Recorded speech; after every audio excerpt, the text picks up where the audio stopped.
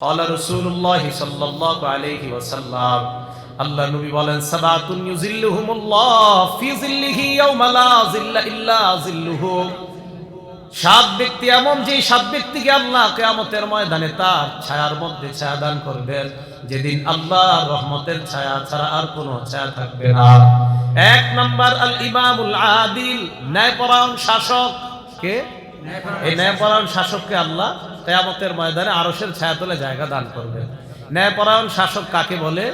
ন্যায়পরায়ণ শাসক বলা হয় আল ইমামুল আদিল। ইমামুল আদিল বলা হয় হুয়া আইয়াত্তাবিয়া আমরাল্লাহ বিকুল্লি শাইইন বিওয়াদই কুল্লি শাইইন ফি মাওদিহি মিন গায়রি ইফরাতিন ওয়ালা তাফরিদ। কোন রূপ বাড়াবাড়ি ছাড়া, ছাড়াছাড়ি ছাড়া, যে প্রত্যেকটা জিনিসকে যথাযথ স্থানে যে রাখে তাকে বলা হয় ন্যায়পরায়ণ শাসক। প্রত্যেকটা বিষয় যথাযথভাবে আদায় করা তাকে বলা হয় ন্যায়পরায়ণ শাসক। হুয়াল আদলু ফি নাফসিহি ওয়াল আদিলু ফি হুকমিহি, নিজেও একজন ইনসাফওয়ালা এবং হুকুমও করে ইনসাফের সাথে, তাকে বলা হয় ন্যায়পরায়ণ শাসক। দুই নাম্বার, ন্যায়পরায়ণ শাসকের মৌলিক চারটা কাজ। জোরে বলেন কয়টা? চারটা কাজ। সূরা হজের 41 নম্বর আয়াতে আল্লাহ বলেন আল্লাযীনা ইম্মাক্কান্নাহুম ফিল আরদি আকামুস সালাহ ওয়া আতাউয যাকাহ ওয়া আমারু বিল মা'রুফি ওয়া নাহাউ আনিল মুনকার। আমি যাদেরকে দুনিয়ার শাসনভার দেই, যাদেরকে ক্ষমতায় বসাই, তাদের মৌলিক দায়িত্ব হবে চারটা। এক নাম্বার আকামুস সালাহ, নামাজ কায়েম করা। দুই নাম্বার ওয়া আতাউয যাকাহ, যাকাত আদায় করা। তিন নাম্বার আমারু বিল মা'রুফ, নেক কাজের আদেশ করা। চার নাম্বার ওয়া নাহাউ আনিল মুনকার, অসৎ কাজ থেকে নিষেধ করা। তাহলে ন্যায়পরায়ণ শাসকের মৌলিক কাজ কয়টা? চারটা। নামাজ কায়েম করা, রাষ্ট্রীয়ভাবে নামাজ কায়েম করা, রাষ্ট্রীয়ভাবে যাকাত প্রতিষ্ঠিত করা, রাষ্ট্রীয়ভাবে ন্যায় কাজের আদেশ করা, রাষ্ট্রীয়ভাবে অসৎ কাজ থেকে মানুষকে বিরত রাখা। মৌলিকভাবে একজন ন্যায়পরায়ণ শাসকের এই চার কাজ। ন্যায়পরায়ণ শাসকের ফজিলত, কয়েকটা ফজিলত আমরা মনে রাখি। এক নাম্বার ফজিলত, ন্যায়পরায়ণ শাসক আল্লাহর ডান পাশে নূরের মিম্বরে বসবে। আল্লাহর ডান পাশে নূরের মিম্বরে বসবে। কে এটা? ন্যায়পরায়ণ শাসক। মুসলিম শরীফের 1827 নম্বর হাদিস। এই হাদিসের মধ্যে আসছে ক্বালা রাসূলুল্লাহ সাল্লাল্লাহু আলাইহি ওয়াসাল্লাম ইন্নাল মুকসিতিনা ইনদাল্লাহ আলা মানাবির মিন নূর আন ইয়ামিনির রহমান। ন্যায়পরায়ণ শাসক আল্লাহ পাক রব্বুল আলামিনের কাছে নূরের মিম্বরে বসবে, রহমানের একদম ডান পাশে। রহমানের ডান পাশে নূরের মিম্বরে বসবে। ওয়াকিলতা ইয়াদাইহি ইয়ামিন, ন্যায়পরায়ণ শাসকের দুই হাত ডান হাত। বলেন কি বললাম বাংলাটা? ন্যায়পরায়ণ শাসকের দুই হাত ডান হাত, মানে ডান হাত দিয়ে ভালো কাজ করা লাগে। তো ন্যায়পরায়ণ শাসকের ডান হাত মানে দুই হাত ডান হাত। কিলতা ইয়াদাইহি ইয়ামিনুন, তার দুই হাত ডান হাত, মানে সে শুধু ভালো কাজই করবে, ডান হাত দিয়ে শুধু ভালো কাজই করা। তো ন্যায়পরায়ণ শাসকের দুই হাত ডান হাত, এর মানে ন্যায়পরায়ণ শাসক কে? আল্লাযীনা ইয়াদিলুনা ফি হুকমিহিম ওয়া আহলিহিম ওয়া মা ওয়ালু। ন্যায়পরায়ণ শাসক তারা যারা পরিবারের লোকজনের মধ্যে ইনসাফ কায়েম করে, আর অধীনস্থ যারা তাদের মাঝে ইনসাফ কায়েম করে, তাকে বলা হয় ন্যায়পরায়ণ শাসক। বিসমিল্লাহির রহমানির রহিম। يا أيها الناس اتقوا ربكم إن زلزلة الساعة شيء عظيم يوم ترونها تذهل كل مرضعة عما أرضعت وتضع كل ذات حمل حملها وترى الناس سكارى وما هم بسكارى ولكن عذاب الله شديد اللهم صل على محمد وعلى آل محمد كما صليت على إبراهيم وعلى آل إبراهيم إنك حميد مجيد اللهم بارك على محمد وعلى آل محمد كما باركت على إبراهيم وعلى آل إبراهيم ইন্নাকা হামিদুম মাজিদ সুবহানাকা লা ইলমা লানা ইল্লা মা আল্লামতানা ইন্নাকা আনতাল আলিমুল হাকীম। আল্লাহ আমাদেরকে এই ইসলাহি মাহফিলে উপস্থিত হওয়ার তৌফিক দান করেছেন। সকলে বলি আলহামদুলিল্লাহ। মাগরিব থেকে এশা পর্যন্ত আল্লামা হাসান জামিল সাহেব এবং এশার নামাজের পর একজন আলোচক, এরপরে হাকিমুন নফস আল্লামা মুফতি মুশতাকুন নবী কাসিমি হজরত, ওনারা আলোচনা করেছেন।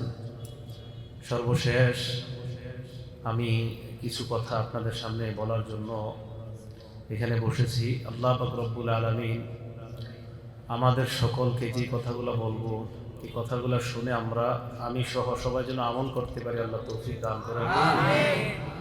সূরা হজের 1 নম্বর এবং 2 নম্বর আয়াতে কারিমা তেলাওয়াত করলাম। সূরা হজের 1 নম্বর আয়াতে আল্লাহ কিয়ামতের ময়দানের ভয়াবহ অবস্থার কথা আল্লাহ আলোচনা করেছেন। কিয়ামতের মাঠ আল্লাহ কেন কায়েম করবেন? সূরাতুন নাজমের 31 নম্বর আয়াতে আল্লাহ বলেন, লিয়াজজিয়াল্লাযীনা আসাউ বিমা আমিলু, যারা খারাপ কাজ করেছে তাদেরকে প্রতিফল দেওয়ার জন্য কিয়ামতের মাঠ আল্লাহ কায়েম করবেন। ওয়ায়াজজিয়াল্লাযীনা আহসানু বিল হুসনা, যারা ভালো কাজ করেছে তাদেরকে আল্লাহ পুরস্কার দেওয়ার জন্য কিয়ামতের মাঠ কায়েম করবেন। খারাপ কাজ যারা করেছে তাদেরকেও প্রতিফল দিবেন, ভালো কাজ যারা করেছে তাদেরকে আল্লাহ পুরস্কার দিবেন। কিয়ামতের ময়দানটা খুব ভয়ঙ্কর একটা পরিস্থিতি হবে সেদিন। এই কথাটা আল্লাহ সূরা হজের 1-2 নম্বর আয়াতে বলেন, ইয়া আইয়ুহান নাসুত্তাকু রাব্বাকুম, হে মানুষ তোমরা তোমাদের রবকে ভয় করো।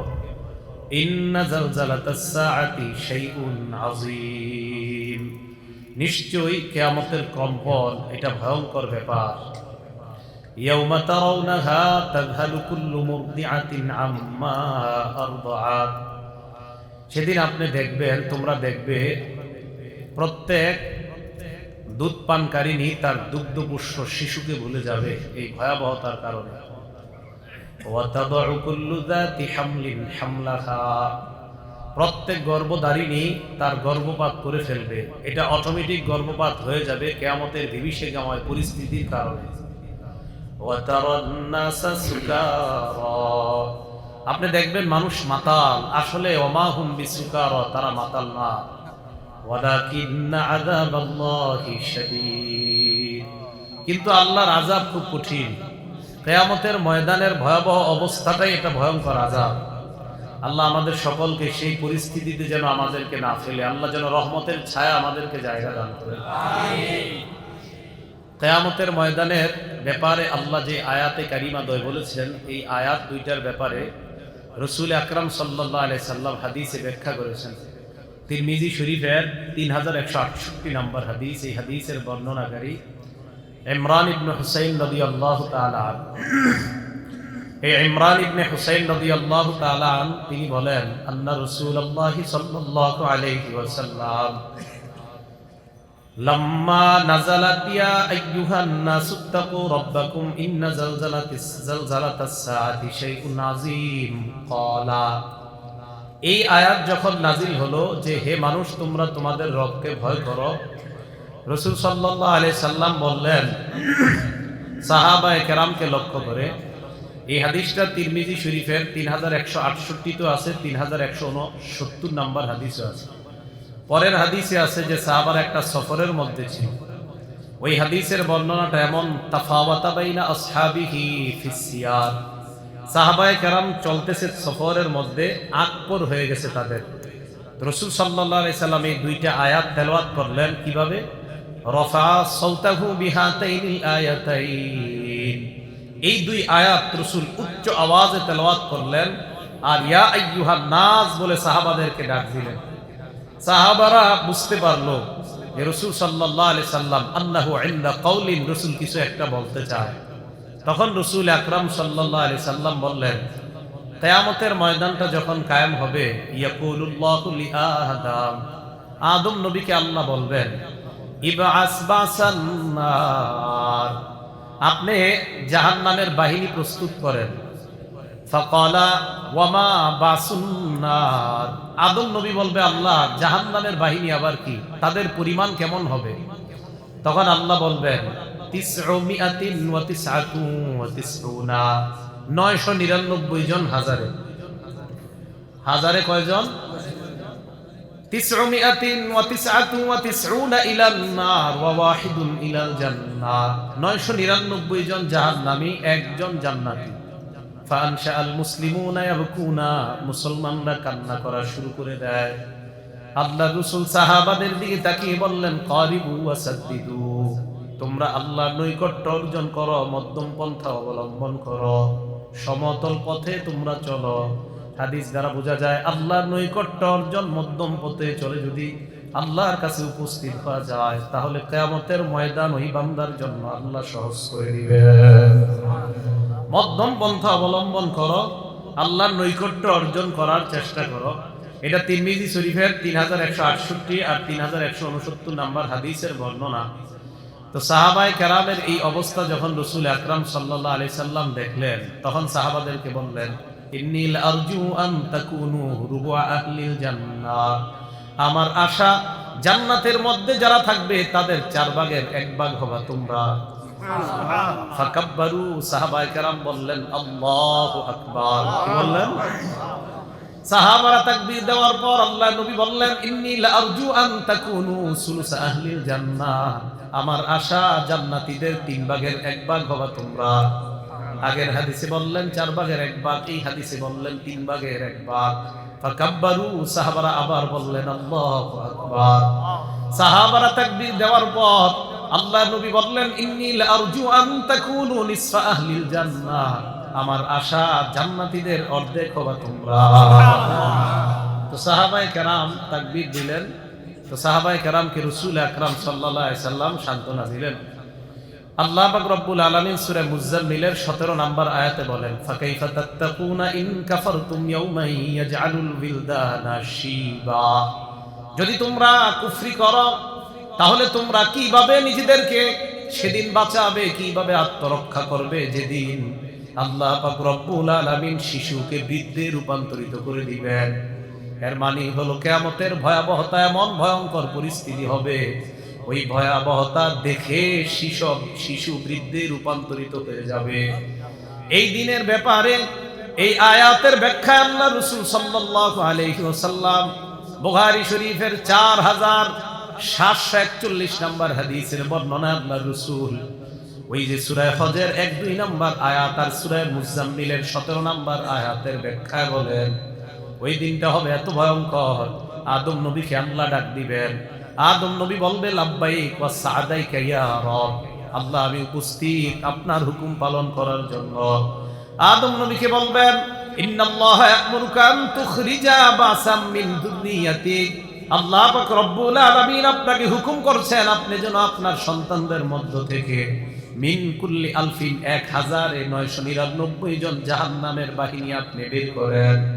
আদম নবী বলবে আল্লাহ ওয়া মা বাসুন্নার, জাহান্নামের বাহিনীর পরিমাণ কত? আল্লাহ বলবেন মিন কুল্লি আলফিন 999 জন। সাহাবারা শোনার পর কান্না করা শুরু করে দেয়। এক পর্যায়ে আল্লাহ নবী বলেন কান্না করার কিছু নাই, মিন ইয়াজুজ ওয়া মাজুজ 99 ইয়াজুজ মাজুজের থেকে হবে 999 ওয়া ওয়াহিদুম মিনকুম, আর তোমাদের থেকে হবে একজন। ইয়াজুজ মাজুজের থেকে 999 তোমাদের একজন। আর তিরমিজির বর্ণনায় রাসূল বলেছেন ফায়ুখাযুল আদাত, আল্লাহ নবী বলেন ইন্নাহা লাম তাকুন নুবুওয়াতুন ক্বাবলাহা ইল্লা বাইনা ইয়াদাইহা জাহিলিয়া, আমার পূর্বে যত নবী দুনিয়াতে আসছে নবুয়ত পাওয়ার আগের যুগটাকে বলা হয় জাহিলিয়াতের যুগ। ফায়ুখাযুল আদাদু মিনাল জাহিলিয়া, জাহিলি যুগ থেকে আল্লাহ পাক রব্বুল আলামিন সংখ্যা নিবে নেওয়ার পর ওই 999 জন পূরণ করতে চাইবেন আল্লাহ। ফাইন তাম্মা, যদি পূরণ হয়ে যায় ভালো কথা, ওয়া ইল্লা কামুলাত মিনাল মুনাফিকিন, পূরণ না হইলে মুনাফিকদের থেকে নিয়ে আল্লাহ 999 জন পুরা করবেন আর তোমাদের হবে একজন। তাহলে জাহিল যুগটা ছিল এই যুগের সংখ্যা নিয়ে আল্লাহ পাক রব্বুল আলামিন পূরণ করবেন। যদি পূরণ না হয় তো মুনাফিকদেরকে নেওয়া হবে। এটা তিরমিজির বর্ণনা।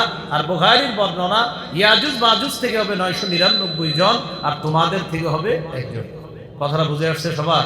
বাকি আমাদের আমল করতে হবে, আল্লাহর নৈকট্য অর্জন করতে হবে। ভাই ওই একজন যদি আমি হই, আপনি হন, তো এই জন্য ওই একজন যেন আমি না হই, আপনি না হন। এই জন্য 999 ইয়াজুজ মাজুজ আর একজন জাহান্নামী, এটা যেন আমাদের কেউ না হয়। আল্লাহ আমাদের সকলকে সেই ভয়ঙ্কর পরিস্থিতিতে হেফাজত করে। আমিন। মুসলিম শরীফের 2564 নাম্বার হাদিস। এই হাদিসের মধ্যে আল্লাহ রাসূল সাল্লাল্লাহু আলাইহি সাল্লাম বলেন, এই হাদিসের সিরিয়ালটা আমাদের মাদ্রাসার সিলেবাস অনুযায়ী, আমাদের মাদ্রাসার যে পাঠ্যপুস্তক পুরাতন নুসখা, এই নুসখায় মুসলিম শরীফের হাদিসের সংখ্যা হবে 3033টা। সেই অনুযায়ী 2564 নাম্বার হাদিস, 2564। قال رسول الله صلى الله عليه وسلم تدنى الشمس يوم القيامة من الخال।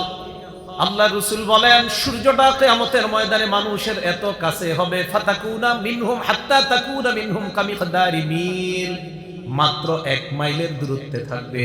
কয় মাইল? কিয়ামতের ময়দানে সূর্যটা মাত্র 1 মাইলের দূরত্ব থাকবে। রাসূল বলেন, ফায়াকুনুন নাসু আলা কদরি আমালিহিম ফিল আরাক, মানুষ তার আমল অনুযায়ী ঘামের মধ্যে থাকবে। ফামিনহুম মান ইয়াকুনু ইলা কাবাই, কোন মানুষের ঘাম হবে তার পায়ের টাকনু পরিমাণ। ওয়া মিনহুম মান ইয়াকুনু ইলা রুকবাতাই, কারো ঘাম হবে তার হাঁটু পরিমাণ।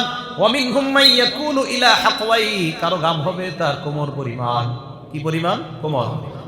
কারো ঘাম হবে তার কোমর পরিমাণ। কিছু নুসখায় হাকওয়াইহি, কোন নুসখায় আছে হাকওয়াই, কোমর পরিমাণ ঘাম হবে। অমিনহুম মাইয়ুলজিমুহুল আরাকু ইলজামা, কারো ঘাম হবে নাক পরিমাণ। আল্লাহ নবী হাতের মাধ্যমে মুখটা ইশারা, এই দিকে ইশারা করে আবার বললেন কারো ঘাম হবে নাক পরিমাণ। এটা হলো ঘামের অবস্থাটা এত ভয়ঙ্কর হবে। এবার বুখারীতে কি করে দেখেন ঘামের পরে কি হবে। সহিহ বুখারী হাদিস নাম্বার 6532 নাম্বার হাদিস, 6532। قال رسول الله صلى الله عليه وسلم, আল্লাহ নবী বলেন, ইয়ারাকুন নাস ইয়াউমাল কিয়ামা হাত্তা ইয়াযহাবা আরাকুহুম ফিল আরদ 70 যিরাআ, কিয়ামতের ময়দানে মানুষ যখন ঘর্মাক্ত হয়ে যাবে, মানুষ যখন ঘামাবে, তাদের ঘাম জমিনের মধ্যে 70 গজ নিচে হবে তাদের ঘাম। এরকম ঘামের মধ্যে আপনার এটার গভীরতা হবে 70 গজ। এই ঘামের মধ্যে মানুষ সাঁতার কাটতে থাকবে। রাসূল বলেন, ইউলজিমুহুম হাত্তা বালাগা আযানাহুম, ঘাম তাদেরকে এমন ভাবে ডেকে ফেলবে তাদের কান পর্যন্ত ঘাম যাবে। কারো কারো অবস্থা হবে মত, তার মানে ঘামের মধ্যে হাবুডু যেতে থাকবে। কিয়ামতের ময়দানে মানুষ তার আমল অনুযায়ী ঘামের মধ্যে সাঁতার কাটবে। কারো হবে হাঁটু, কারো টাকনু, কারো কোমর পরিমাণ। দেখেন এই পরিস্থিতি অনেক ভয়ঙ্কর, এটা সহ্য করার মতো না। এই জন্য এই দিন আল্লাহর রহমতের ছায়া ছাড়া আমাদের উপায় নাই। তো সেই ভয়ঙ্কর পরিস্থিতিতে আল্লাহ পাক রব্বুল আলামিন দয়া করে 7 শ্রেণীর মানুষকে আরশের ছায়াতলে জায়গা দান করলেন। কয় শ্রেণীর মানুষ? সহিহ বুখারী হাদিস নাম্বার 660 নাম্বার হাদিস। قال رسول الله صلى الله عليه وسلم, আল্লাহ নবী বলেন, সাবাতুন ইউজিল্লুহুমুল্লাহ ফি যিল্লিহি ইয়াওমা লা যিল্লা ইল্লা যিল্লুহু, 7 ব্যক্তি এমন, যে 7 ব্যক্তিকে আল্লাহ কিয়ামতের ময়দানে তার ছায়ার মধ্যে ছায়া দান করবেন, যেদিন আল্লাহর রহমতের ছায়া ছাড়া আর কোনো ছায়া থাকবে না। 1 নাম্বার আল ইমামুল আদিল, ন্যায়পরায়ণ শাসক। কে? এই ন্যায়পরায়ণ শাসককে আল্লাহ কিয়ামতের ময়দানে আরশের ছায়াতলে জায়গা দান করবেন। ন্যায়পরায়ণ শাসক কাকে বলে? ন্যায়পরায়ণ শাসক বলা হয় আল ইমামুল আদিল। ইমামুল আদিল বলা হয় হুয়া আইয়াত্তাবিয়া আমরাল্লাহ বিকুল্লি শাইইন বিওয়াদই কুল্লি শাইইন ফি মাওদিহি মিন গায়রি ইফরাতিন ওয়ালা তাফরিদ, কোন রূপ বাড়াবাড়ি ছাড়া, ছাড়াছাড়ি ছাড়া, যে প্রত্যেকটা জিনিসকে যথাযথ স্থানে যে রাখে তাকে বলা হয় ন্যায়পরায়ণ শাসক। প্রত্যেকটা বিষয় যথাযথভাবে আদায় করা তাকে বলা হয় ন্যায়পরায়ণ শাসক। হুয়াল আদলু ফি নাফসিহি ওয়াল আদিলু ফি হুকমিহি, নিজেও একজন ইনসাফওয়ালা এবং হুকুমও করে ইনসাফের সাথে, তাকে বলা হয় ন্যায়পরায়ণ শাসক। 2 নাম্বার, ন্যায়পরায়ণ শাসকের মৌলিক 4টা কাজ। জোরে বলেন কয়টা? 4টা কাজ। সূরা হজের 41 নম্বর আয়াতে আল্লাহ বলেন, আল্লাযীনা ইম্মাক্কান্নাহুম ফিল আরদি আকামুস সালাহ ওয়া আতাউয যাকাহ ওয়া আমারু বিল মা'রুফি ওয়া নাহাউ আনিল মুনকার। আমি যাদেরকে দুনিয়ার শাসনভার দেই, যাদেরকে ক্ষমতায় বসাই, তাদের মৌলিক দায়িত্ব হবে চারটা। এক নাম্বার আকামুস সালাহ, নামাজ কায়েম করা। দুই নাম্বার আতাউজ যাকাত, যাকাত আদায় করা। তিন নাম্বার আমারু বিল মারুফ, নেক কাজের আদেশ করা। চার নাম্বার ওয়ানাহাউ আনিল মুনকার, অসৎ কাজ থেকে নিষেধ করা। তাহলে ন্যায়পরায়ণ শাসকের মৌলিক কাজ কয়টা? চারটা। নামাজ কায়েম করা, রাষ্ট্রীয়ভাবে নামাজ কায়েম করা, রাষ্ট্রীয়ভাবে যাকাত প্রতিষ্ঠিত করা, রাষ্ট্রীয়ভাবে ন্যায় কাজের আদেশ করা, রাষ্ট্রীয়ভাবে অসৎ কাজ থেকে মানুষকে বিরত রাখা। মৌলিকভাবে একজন ন্যায়পরায়ণ শাসকের এই চারটা। ন্যায়পরায়ণ শাসকের ফজিলত, কয়েকটা ফজিলত আমরা মনে রাখি। এক নাম্বার ফজিলত, ন্যায়পরায়ণ শাসক আল্লাহর ডান পাশে নূরের মিম্বরে বসবে। আল্লাহর ডান পাশে নূরের মিম্বরে বসবে। কে এটা? ন্যায়পরায়ণ শাসক। মুসলিম শরীফের 1827 নম্বর হাদিস। এই হাদিসের মধ্যে আসছে ক্বালা রাসূলুল্লাহ সাল্লাল্লাহু আলাইহি ওয়াসাল্লাম ইন্নাল মুকসিতিনা ইনদাল্লাহ আলা মানাবির মিন নূর আন ইয়ামিনির রহমান। ন্যায়পরায়ণ শাসক আল্লাহ পাক রব্বুল আলামিনের কাছে নূরের মিম্বরে বসবে, রহমানের একদম ডান পাশে। রহমানের ডান পাশে নূরের মিম্বরে বসবে।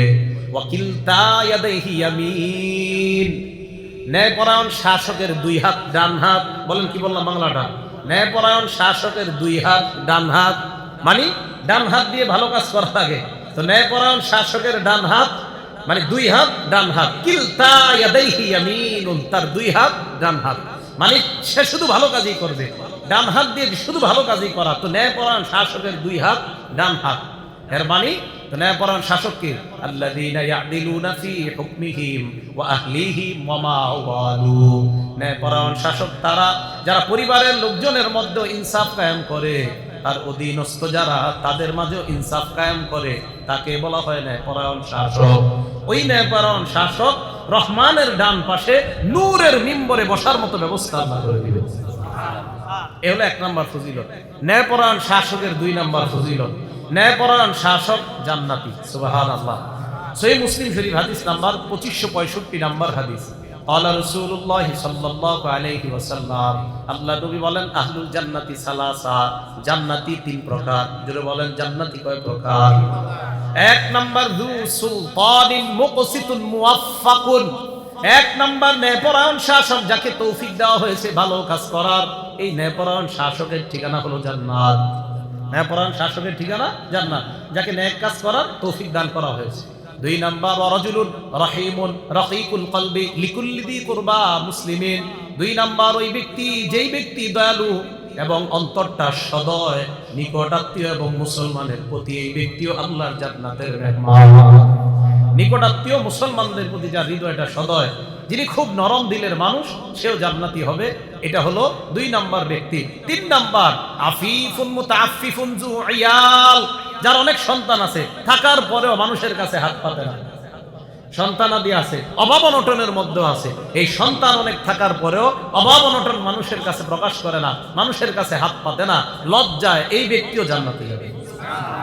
তো এই তিনজনের একজন ন্যায়পরায়ণ শাসক। বলেন তো তিনজনের একজন ন্যায়পরায়ণ শাসক। একটা কিতাব আছে না সিলসিলাতুস সহিহা, এটার নাম শুনছেন? আলেমরা ছাড়া অন্যরা না শোনাই ভালো। তো এই কিতাবের 3384 নাম্বার হাদিস। এই কিতাবের 3300, আচ্ছা না শোনা ভালো এরকম না, কিতাবের নাম জানা তো ভালোই, মানে বললাম আর কি, আলেমরা জানলেই হবে, আপনাদের মোটামুটি যে কিতাবগুলো জানেন এইগুলো জানলেই চলবে। তো সিলসিলাতুস সহিহা 3384 নাম্বার হাদিস। এই হাদিসের মধ্যে আসছে সালাসাতুন লা ইয়ারুদ্দুল্লাহু দুআআহুম, তিন ব্যক্তির দোয়া আল্লাহ ফিরায়া দেয় না। কয় ব্যক্তির দোয়া আল্লাহ ফিরায়া দেয় না? তিন ব্যক্তির দোয়া আল্লাহ ফিরিয়ে দেয় না। এর মধ্যে একজন হলেন আল ইমামুল আদিল, ন্যায়পরায়ণ শাসকের দোয়া আল্লাহ কখনো ফিরায়া দেয় না। ন্যায়পরায়ণ শাসকের দোয়া আল্লাহ কি করে না? ফিরায়া দেয় না। তাহলে ন্যায়পরায়ণ শাসক এক নাম্বার আরশের ছায়াতলে কিয়ামতের ময়দানে জায়গা পাবে। তিনি কে বলেন তো? ন্যায়পরায়ণ শাসক।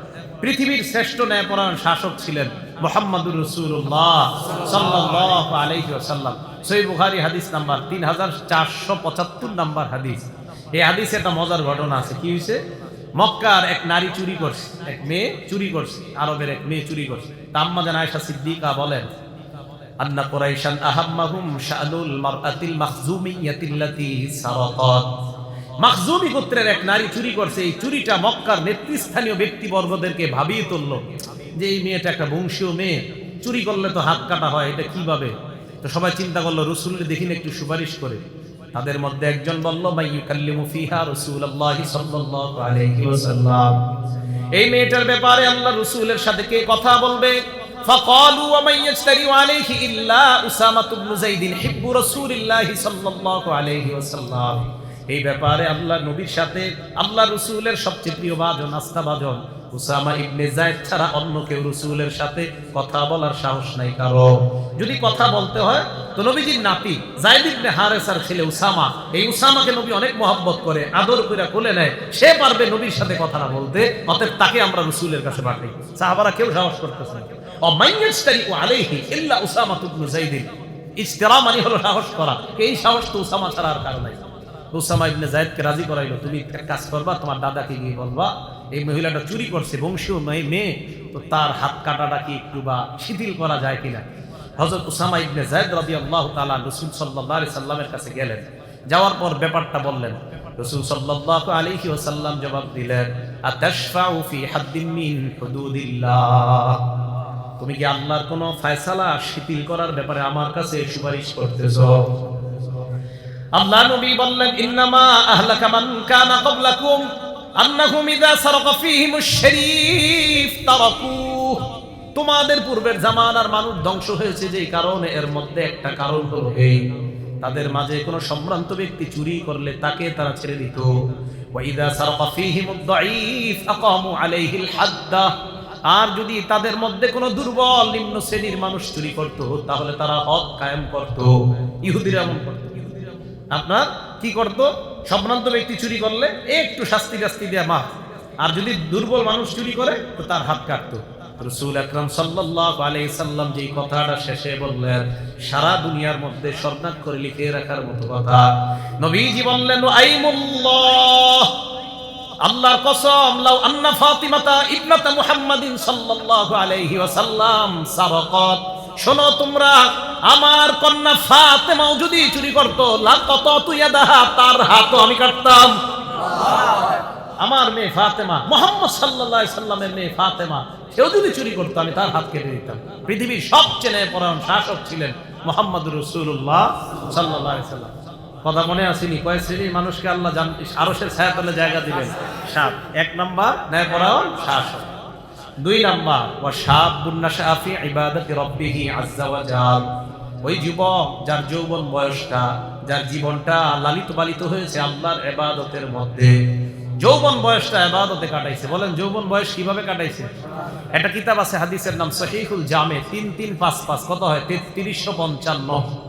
এই কিতাবের 3355 নাম্বার হাদিস। এই হাদিসের মধ্যে ক্বালা রাসূলুল্লাহ সাল্লাল্লাহু আলাইহি ওয়াসাল্লাম, আল্লাহ নবী বলেন, ইফতানিম খামসান ক্বাবলা খামসিন, 5টা জিনিসের আগে তোমরা 5টা জিনিসকে মূল্যায়ন করো। কয় জিনিসের আগে কয় জিনিসকে মূল্যায়ন করো? সবাই মনে রাখবেন। 1 নাম্বার শাবাবাকা ক্বাবলা হারামি, তুমি বুড়া হয়ে যাওয়ার আগে তোমার যৌবনটাকে তুমি মূল্যায়ন করো, গনিমত মনে করো। বলেন 1 নাম্বার যৌবন বয়সটা ইবাদতে কাটানো। তাহলে 1 নাম্বার শাবাবাকা ক্বাবলা হারামি, 1 নাম্বার যৌবন বয়সটা এটা মূল্যায়ন করা। 2 নাম্বার ফারাগাকা ক্বাবলা শুগলি, তুমি ব্যস্ত হয়ে যাওয়ার আগে অবসর সময়টাকে তুমি কাজে লাগাও। অবসর সময় তুমি কি করো? কাজে লাগাও। আমাদের তালেবে ইলম ভাই যারা আছি, আমরা ছুটিগুলাতে কাজে লাগানো দরকার, রমজান মাসটা কাজে লাগানো দরকার, বন্ধগুলো আমাদের কাজে লাগানো দরকার। ছাত্রদের মধ্যে যারা এই সময়গুলা কাজে লাগাবে এরা সোনায় সোহাগা হয়ে যাবে। তো অবসর সময়গুলা কাজে লাগানো, ফারাগাকা ক্বাবলা শুগলি, এটা 2 নাম্বার। অবসর, ব্যস্ত হয়ে যাওয়ার আগে অবসর সময়টাকে কাজে লাগানো। ব্যস্ততা আপনি দেখবেন সুবহানাল্লাহ 10 বার কইতে পারতেছেন না। সুবহানাল্লাহ আপনি আগে কইতে পারতেন, অবসর সময় আপনি 33 বার 100 বার বলতে পারতেন। ব্যস্ত হয়ে যাওয়ার পর এটা পারতেছেন না, তাহলে অবসর সময়টা কাজে লাগানো। বাসে বসে থাকাটা এটা একটা অবসর সময়। আর ঢাকা শহর বাসে আপনার 2.5-3 ঘন্টা নিচে বসে থাকা হয় না। এই 2.5-3 ঘন্টা আপনি ফেসবুক না চালিয়ে আল্লাহর জিকিরে কাটায় দেন। তাহলে 2 নাম্বার ফারাগাকা ক্বাবলা শুগলি। 3 নাম্বার ওয়া হায়াতাকা ক্বাবলা মাউতিক, মরার আগে তোমার জীবনটা তুমি মূল্যায়ন করো, মরলে তো শেষ, তো মরার আগে জীবনটা গনিমত মনে করো।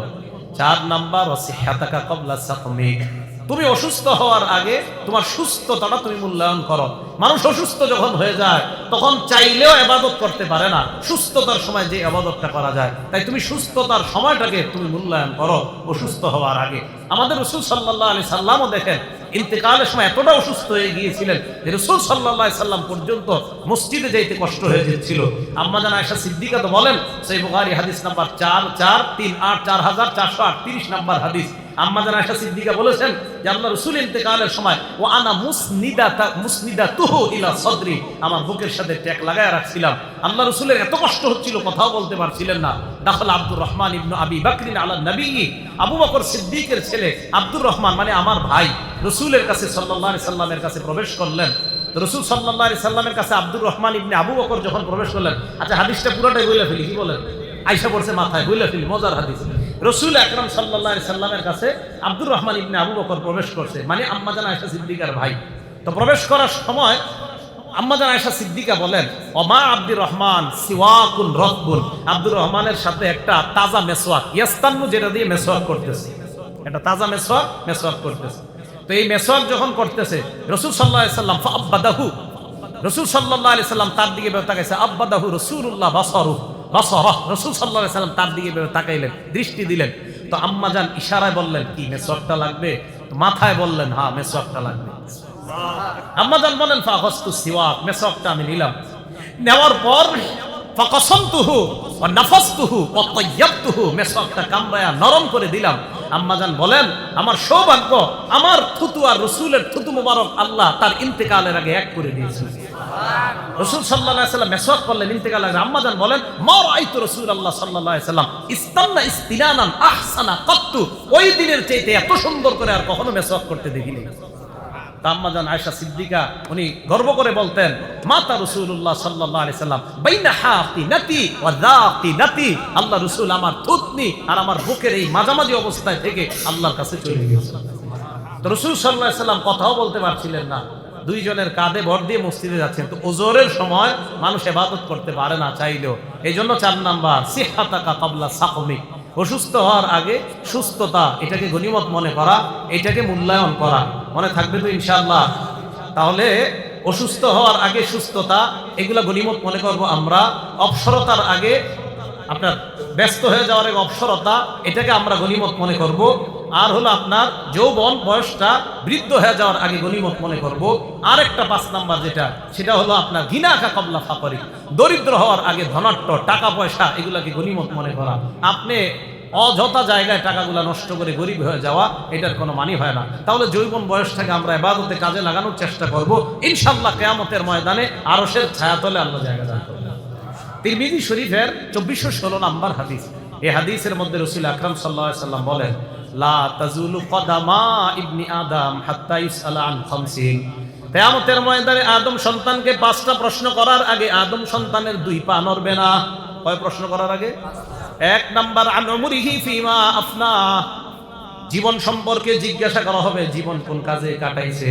2 নাম্বার ওয়া আন শাবাবিহি ফিমা আবলা, 2 নাম্বার যৌবন সম্পর্কে প্রশ্ন করা হবে, যৌবনটা কোথায় কাজে লাগিয়েছে। 1 নাম্বার জীবন,